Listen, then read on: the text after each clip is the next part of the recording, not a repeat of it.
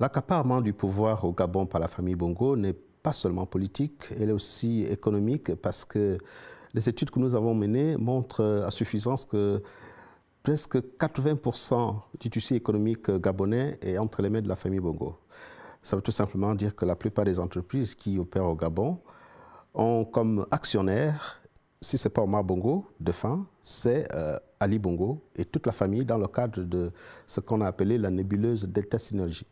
Delta Synergie est une holding familiale qui regroupe des entreprises tant nationales qu'internationales où la famille Bongo, où Omar Bongo, père, avait des participations.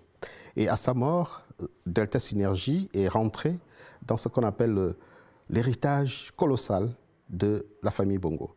Donc, si par exemple, une entreprise s'installe au Gabon et que la famille Bongo, qui est considérée comme la famille régnante depuis 50 ans, détient des participations, cela va sans dire que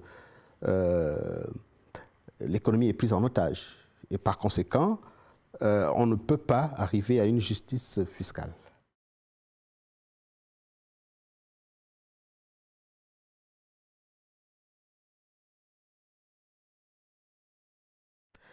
Effectivement, les multinationales et toutes les entreprises bénéficient des largesses fiscales hors normes. C'est ce que nous avons appelé des cadeaux fiscaux, tout simplement parce que ceci expliquant cela, la famille Bongo étant dans toutes les entreprises qui opèrent au Gabon dans le cadre d'Delta Synergie, la famille Bongo plaçant au pouvoir tous les hauts fonctionnaires, plaçant dans les administrations les éléments acquis à leur cause, ce sont ceux-là, à l'Assemblée nationale, c'est eux qui votent les lois.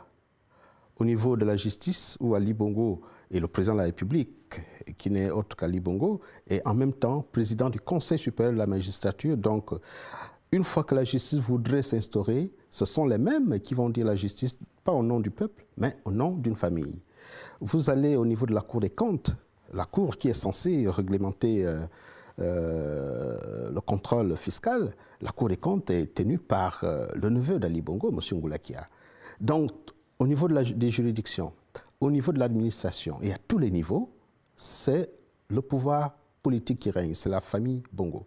Et par conséquent, si vous prenez une entreprise comme l'entreprise Olam, qui est une entreprise que nous avons considérée comme la lessiveuse de la famille Bongo, vous avez par exemple, dans le cadre de la zone économique spéciale d'Nkok, 16 ans d'exonération d'impôts. Je dis bien 16 ans d'exonération d'impôts.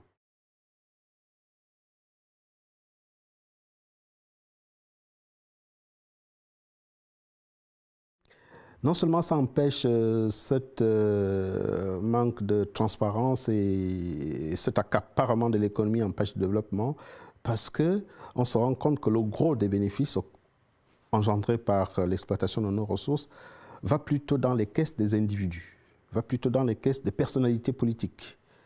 Ça ne rentre pas dans le cadre du développement des infrastructures sociales. Et si vous venez au Gabon, vous allez vous rendre compte que le tissu économique, enfin disons le tissu social, que ce soit les hôpitaux, les écoles, les routes, tout est à refaire depuis 50 ans. Et malgré ça, nous avons engrangé des sommes colossales dans le cadre de l'exploitation de nos ressources. Moi, j'ai pris part pendant presque 10 ans au groupe d'intérêt ITI, Initiative de transparence des industries extractives. Les montants déclarés par les entreprises et les montants reconnus par le pouvoir public, mais ce sont des montants extrêmement colossaux. Nous avons frôlé des budgets de plus de 4 000 milliards pour 1 million d'habitants. Mais c'est dans ce pays où on exploite le pétrole, on exploite le manganèse, l'uranium, le bois, où l'eau est une denrée rare. L'eau est et pourtant il pleut chez nous 24/24. La route, les routes ne sont pas praticables en toute saison et pourtant nous produisons du pétrole qui produit le goudron. Tous les hôpitaux manquent de l'eau, encore moins des médicaments. Voilà à quoi a servi l'argent issu des industries extractives, c'est-à-dire ça rentre dans les caisses d'un individu et des multinationales qui bénéficient des largesses fiscales.